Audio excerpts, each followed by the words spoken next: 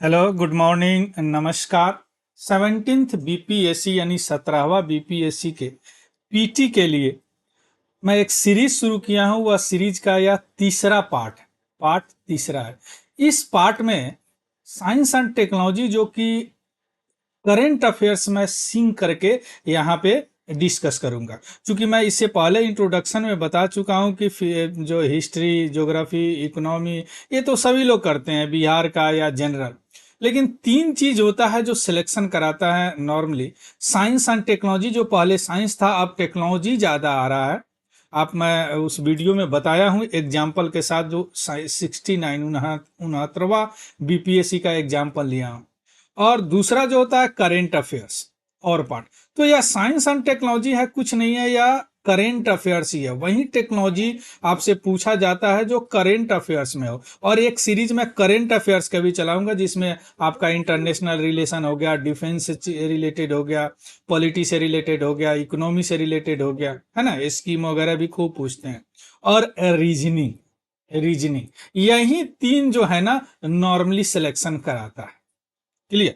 तो उसका यह तीसरा पार्ट है। इसमें हम डिस्कस करेंगे डीप फेक टेक्नोलॉजी क्या होता है। आजकल बहुत चर्चा में है। रश्मिका मंदाना आप लोग सुने होंगे, है ना। जीपीएस ट्रैकर एंकलेट, ये क्या होता है, जो इंडिया में पहली बार कौन सा स्टेट में लागू हो गया। आयरन डोम, इजराइल और हमास का युद्ध हो रहा है, जिसमें आयरन डोम है ना, डिफेंस सिस्टम है इजराइल का। तो इंडिया भी अपना इस तरह का बना रहा है। और पहली बार जो है ना स्पेस से, अंतरिक्ष से एचडी वीडियो भी स्ट्रीमिंग हुआ है।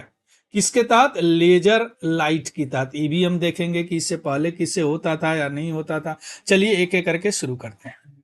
रश्मिका मंदाना का वीडियो जो सर्कुलेट हुआ था, आपको याद होगा, यह क्यों हुआ था? इसमें कौन सा टेक्नोलॉजी आता है? Deep fake technology. तो यह क्या होता है? या क्या होता है? देखिए, डीप फेक टेक्नोलॉजी जो है ना 21वीं सेंचुरी यानी 21वीं शताब्दी का या फोटोशॉपिंग है। फोटोशॉप जो हम समझते हैं। और यह डीप फेक जो है ना, ये फॉर्म ऑफ आर्टिफिशियल इंटेलिजेंस यानी कृत्रिम बुद्धिमत्ता का एक पार्ट है। कृत्रिम बुद्धिमत्ता क्या होता है समझिए, वह मशीन की वह एबिलिटी जो ह्यूमन की तरह काम करे। यानी मशीन, अगर मशीन ह्यूमन की तरह काम करने लगे तो इसी प्रोसेस को, इसी टेक्नोलॉजी को, इसी एबिलिटी को आर्टिफिशियल इंटेलिजेंस बोलते हैं। अब आर्टिफिशियल इंटेलिजेंस अगर मशीन ह्यूमन की तरह काम करने लगा, उसके तरह सोचने लगा, उसके तरह डिस्कस करने लगा, उसके तरह क्वेश्चंस का आंसर देने लगा, तो यह क्यों करता है? क्योंकि इसमें बहुत सारे लेयर बंटे होते हैं। इसी लेयर में एक लेयर होता है deep learning, DL. Machine learning का एक लेयर होता है डीप लर्निंग। इसी डीप लर्निंग टेक्नोलॉजी का इस्तेमाल करके अभी देखेंगे क्या होता है डीप लर्निंग, है ना। यह बनाया जाता है क्या? वीडियो।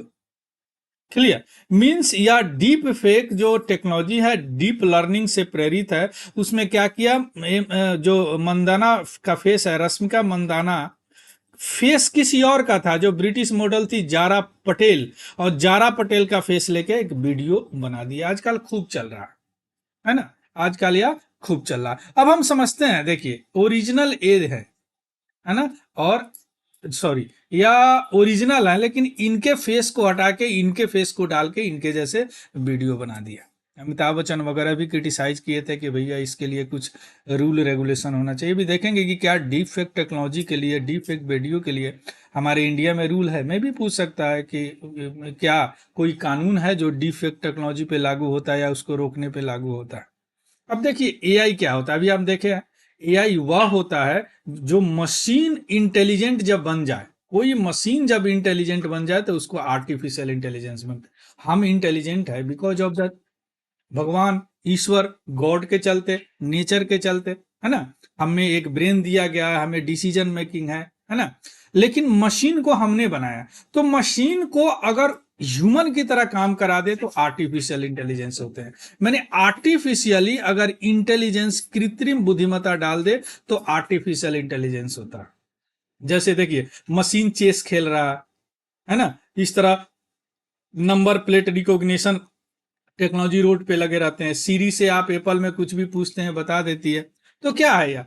Artificial intelligence.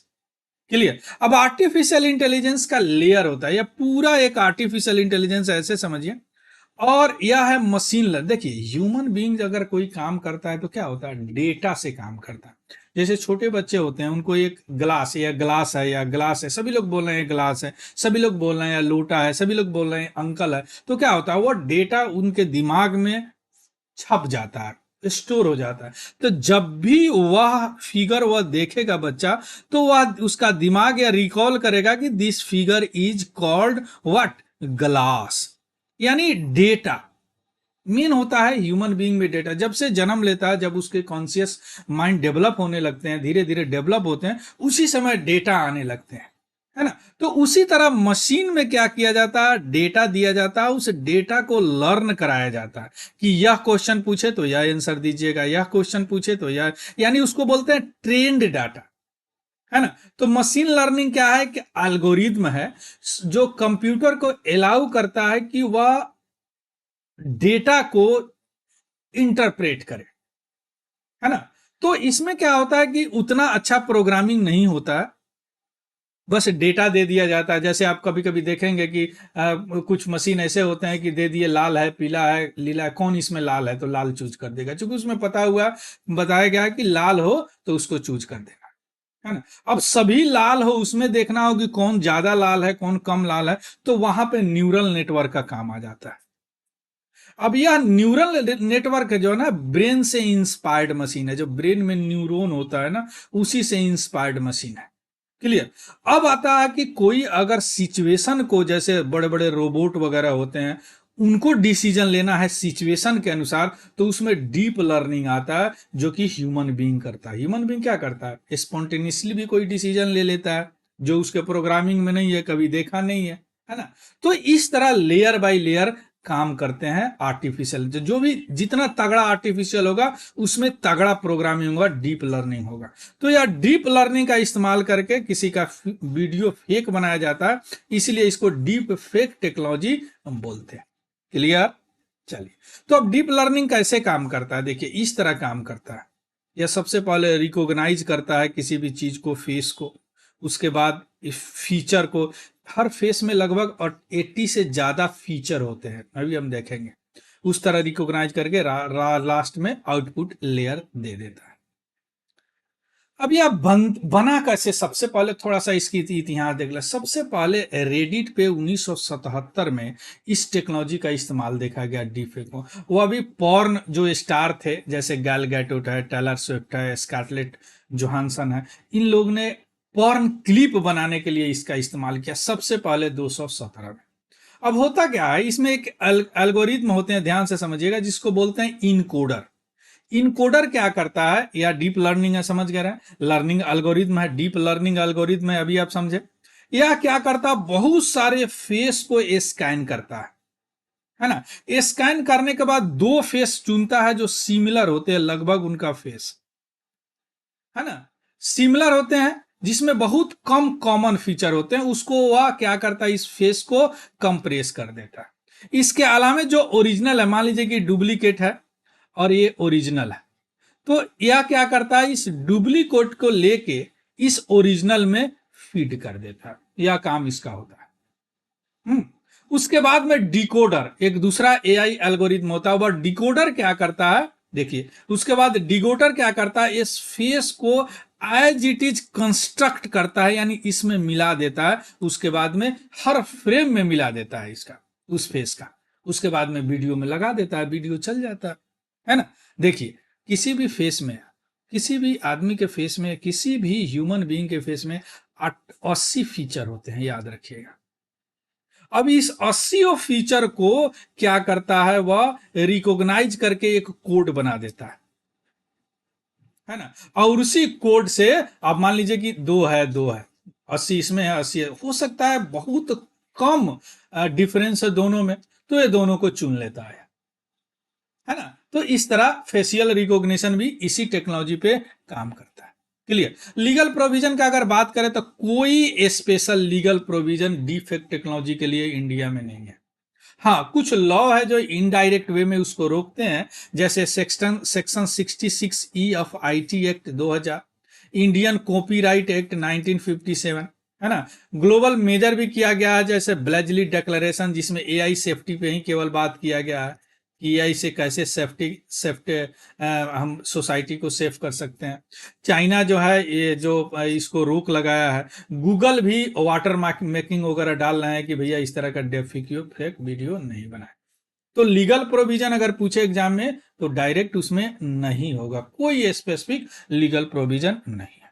चलिए अब आते हैं कि पहली बार जीपीएस ट्रैकर एंकलेट गोड़ में जो पहना जाता है वह टेरर को पहनाया गया इंडिया में। अब क्यों पहनाया गया, देखिए जम्मू कश्मीर पुलिस जो है, अब याद रखिएगा, जम्मू कश्मीर में पुलिस ने पहली बार जीपीएस ट्रैकर एंकलेट लगाया इसमें, यानी इनको छोड़ा गया बेल पे। अब ये जहां जाएंगे जो भी करेंगे यहाँ इंफॉर्मेशन रहेगा, ऐसा नहीं देश को छोड़ के भाग जाए। टेरर एक्यूज है, आतंकवाद फैलाए हैं, तो उनको बेल पे छोड़ा गया। तो अब यहाँ पे क्वेश्चन बनता है कि Jammu Kashmir police force the first in the country जो या एंकलेट का इस्तेमाल किया, इस टेक्नोलॉजी का इस्तेमाल किया। बहुत लोग बेल पे छूटते हैं, कहीं चले जाते हैं, है ना, पता ही नहीं चलता, तो अब वो ऐसा नहीं होगा। क्लियर। तो जीपीएस ट्रैकर एंकलेट क्या है, एक वियरेबल डिवाइस है, पहनने वाला डिवाइस, जिस तरह आप घड़ी पहनते हैं ना, उस तरह या डिवाइस है ना, जो कि यंकल पे पहना जाता है ना। वह क्या करेगा, वह कहीं भी जाएंगे उनके मूवमेंट को ट्रैक करते रहेगा। ऐसी बात नहीं है कि यह टेक्नोलॉजी इंडिया में ही है, इससे पहले भी US, UK, south Africa, Australia, New Zealand इसमें लगाया जाता है। जो भी व्यक्ति है, जो भी क्रिमिनल है, वह बेल पे जाते हैं, पेरोल पे जाते हैं या हाउस अरेस्ट में भी है, तो उनको इस तरह का टेक्नोलॉजी पहनाया जाता है उनके मूवमेंट को वॉच करने के लिए। क्लियर। तो यह क्या क्यों इंट्रोड्यूस किया, नेशनल इन्वेस्टिगेशन एजेंसी का कोर्ट, स्पेशल कोर्ट है ना जम्मू कश्मीर को, उन्होंने बोला कि भैया इनको जीपीएस ट्रैकर एंकलेट पहनाया जाए, क्योंकि यह टेरर एक्यूज्ड है। ठीक है, और किसके तहत पहनाया गया, यूएपीए, याद रखिएगा, है ना, या एंटी टेरर एक्ट है, जो कि जो टेरर फैलाते हैं, जो टेररिस्ट टेरर एक्यूज्ड है उन पे लगता है ना। अब उनका नाम याद रखिएगा क्या है, गुलाम मोहम्मद भट्ट, जो बेल पे गए थे, है ना। अब यह जो उनको बेल हियरिंग हुआ उसमें इनको यह पहना गया, या जो टेररिस्ट ऑर्गेनाइजेशन जिसका यह आदमी है उस हिजबुल मुजाहिदीन का है। क्लियर। अब हम आते हैं कि इंडिया अपना आयरन डोम बना रहा है स्वदेशी। आयरन डोम क्या है, एक डिफेंस सिस्टम है। इजराइल हमास वार हो रहा है, आपको पता है, या 2007 अक्टूबर से ही चल रहा है, 2023 से। क्लियर। जब हमास ने अचानक रॉकेट दागना शुरू कर दिया, 20 मिनट के अंतर्गत 5000 रॉकेट दाग दिए, तो उस समय इसके इनका आयरन डोम ही बहुत बचाया। यह आयरन डोम इजराइल में लॉन्च है 2011, विश्व में जाना माना डिफेंस सिस्टम है यह आयरन डोम। यह क्या करता है, देखिए यहाँ पे, मान लीजिए कि यह इनेमी रॉकेट वहां से फायर हुआ, रडार सिस्टम इसका डिटेक्ट करेगा, कंट्रोल सिस्टम इसके पॉइंट को देगा और यहां से जाएगा, देखिए दुश्मन का है, यहां से छूटा, यहीं पे एक्सप्लोड करके न्यूट्रलाइज कर देगा। यानी यह जो इजराइल है इसको वह कुछ नहीं होने देगा। क्लियर। अब हम आते हैं कि इंडिया का जो एयर डिफेंस सिस्टम बना है, उसका नाम क्या है, वह है long range air defence system, जिसका नाम है लॉन्ग रेंज सैम, यानी long range surface to air missile. वह missile surface to air missile, पहला जो लेटर होता है ना सरफेस, जहां से लॉन्च होता है, और एयर मीन्स जहां पे टारगेट होता है। इस तरह 8 तरह के मिसाइल होते हैं, air to air, surface to surface, surface to air, कहीं आएगा तो मैं बताऊंगा डिफेंस में अभी, है ना। तो यह किसका स्थान लेगा, रसिया से हम मंगाए हैं S-400 triumph air defence system, उसका स्थान यह लेगा इंडियन एयरफोर्स में। क्लियर। यह लॉन्ग रेंज सर्विलेंस है, या different type of interceptor missile को यह डिटेक्ट करेगा, है ना, 150 किलोमीटर हो, 250 किलोमीटर हो, 350 किलोमीटर। अब यहाँ पे सवाल उठता है कि यह बना कैसे। यह मिसाइल याद रखिएगा बना है प्रोजेक्ट कुसा, है ना। यह जो होममेड आयरन मोड है, यह बना है इंडियन एयरफोर्स का एक प्रोजेक्ट है जिसका नाम है कुसा। इस प्रोजेक्ट में जो टोटलिंग फंडिंग है वह 21,700 करोड़ है, 21,700 करोड़ डीआरडीओ एग्जीक्यूट कर रहा है ना। प्राइवेट कंपनी भी इसमें कुछ इंक्लूड है। तो प्रोजेक्ट कुशा क्या है, हमारा आत्मनिर्भर भारत को भी आगे बढ़ाएगा। मेरा अपना प्रोजेक्ट है, हम अपना आयरन डोम बना रहे हैं। पहले हम क्या है, किसी और देश से, जैसे S400 ट्रायम्फ मिसाइल क्या है, या एक एयर डिफेंस सिस्टम है। चलिए अब आते हैं कि पहली बार HD वीडियो जो है स्पेस से स्ट्रीम होगा। इससे पहले दूसरा सीरीज में, दूसरा पार्ट में मैंने यह 4 न्यूज बताया था, जिसमें यह साइकी मिशन भी बताया था। साइकी मिशन में बताया था कि यह पहला ऐसा, साइकी क्या है, एक एस्ट्रॉयड है, पहला ऐसा एस्ट्रॉयड है जो पूरी तरह मेटल का बना हुआ है, और यह अगर अर्थ पे आ जाए तो पूरे अर्थ के इकोनॉमी से ज्यादा है। क्लियर। यही साइकी मिशन जो है वहां से जो 29 में पहुंचेगा, 23 में चला, 6 साल लगेंगे इसको। यही वहां से पहली बार लेजर लाइट में इस तरह का कम्युनिकेशन किया है। यानी साइकी मिशन जो है पहली बार लेजर वहां से फायर किया है, जो कहां है अभी, वह 16 मिलियन किलोमीटर अवे है। यानी मार्स के ग्रेविटी का इस्तेमाल करके आगे बढ़ रहा है, मैं बताया हूं उसमें, है ना। अब हम आते हैं कि यह Psyche mission first journey to metal world, है ना। अब साइकी स्पेसक्राफ्ट जो लगभग 16 मिलियन, 1 मिलियन 10 लाख होता है, 16 मिलियन किलोमीटर हमसे दूर है, उन्होंने पहली बार लेजर सिग्नल को फायर किया। कब? 14 नवंबर 2023 को, है ना। यह मेटल रिच एस्ट्रॉयड है जो कि सन और मार्स एंड जुपिटर के बीच में है, वो दिखाए थे उसमें, है ना। यह निकेल आयरन इसका कोर है ना। तो इस तरह इसका यूनिक इनसाइड है, जो कि पहली बार एक मेटल एस्ट्रॉयड के लिए भेजा गया, साइकी। क्लियर। उस एस्ट्रॉयड का भी नाम है, मिशन का भी नाम है सेम, साइकी। अब हम आते हैं कि स्पेस से ऐसी बात नहीं है कि कम्युनिकेशन ये पहली बार हुआ है। स्पेस से तो हम कम्युनिकेशन कर रहे हैं, वायरलेस कम्युनिकेशन। अब कम्युनिकेशन की थोड़ा सा बात कर ले। 2 तरह के होते हैं, आपको पता है, वायर्ड और वायरलेस। वायर्ड तो वायर से होता है, जैसे टेलीफोन वगैरह आप देखे होंगे, है ना, जिसमें 3 तरह के होते हैं, ट्विस्टेड पेयर केबल जो ऐठा हुआ होते हैं, कोएक्सियल केबल। अब चल रहा है fibre optics cable. Wireless communication में केवल इलेक्ट्रोमैग्नेटिक वेव का इस्तेमाल होता है, जिसमें रेडियो वेव का भी इस्तेमाल होता है, माइक्रोवेव का भी इस्तेमाल होता है, और इंफ्रारेड वेव का भी इस्तेमाल होता है। लेकिन स्पेस में सबसे ज्यादा इस रेडियो वेव का इस्तेमाल होता है। अब रेडियो वेव आते हैं इलेक्ट्रोमैग्नेटिक स्पेक्ट्रम में, तो रेडियो वेव ए है, उसके बाद short radio wave, microwave, infrared, UV, X-ray, gamma rays, और, है ना। तो अब यह 3 का इस्तेमाल होता है। लॉन्ग रेडियो वेव इसको पूरा रेडियो वेव मान लीजिए, माइक्रोवेव और इंफ्रारेड वेव का इस्तेमाल होता है। अब यह जो वेव है, इसका क्या होता है, फ्रीक्वेंसी बहुत ज्यादा होता है, वेवलेंथ बड़ा होता है, ऐसे छोटा होते चला जाता है, और जैसे वेवलेंथ बड़ा होगा तो क्या होगा, फ्रीक्वेंसी कम होगा। अब फ्रीक्वेंसी कम होने के कारण यह डेटा ज्यादा वहां से नहीं ला पाता है, इसलिए लोग विकल्प खोज रहा है। मान लीजिए HD वीडियो में डाटा चाहिए, मान लीजिए कि अब वहां से अगर डेटा ज्यादा लाना है तो क्या होना चाहिए, फ्रीक्वेंसी ज्यादा होना चाहिए। तो इसके लिए लेजर लाइट का इस्तेमाल किया जा रहा है, जो पहली बार ये हुआ है ना। इस तरह के सेटेलाइट वहां है, कम्युनिकेशन हम कर रहे हैं यहाँ पे, लेकिन ये सारे कैसे करते हैं, रेडियो वेव से अभी करते हैं। याद रखिएगा, radio wave is the part of electromagnetic wave. Radio wave का वेवलेंथ बड़ा होता है, माने wavelength is inversely proportional to frequency. जिसका वेवलेंथ बड़ा होगा उसका फ्रीक्वेंसी कम होगा। फ्रीक्वेंसी मीन्स ऐसा समझिए यहाँ पे एनर्जी। क्लियर।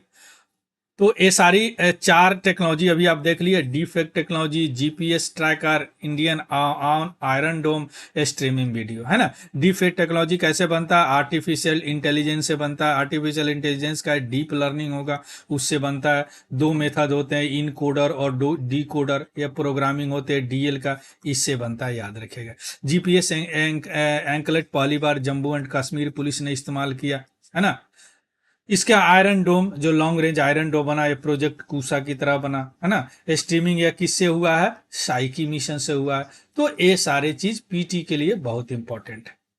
इसका PDF टेलीग्राम हमारा चैनल है तिवारी जनरल स्टडी, उस पर डाल चुका, वहां से देख लीजिएगा, डाउनलोड भी कर सकते हैं। अगर इन्फॉर्मेटिव लगा हो तो प्लीज लाइक शेयर सब्सक्राइब जरूर कीजिएगा। So thank you, have a good day and happy learning. Thank you very much.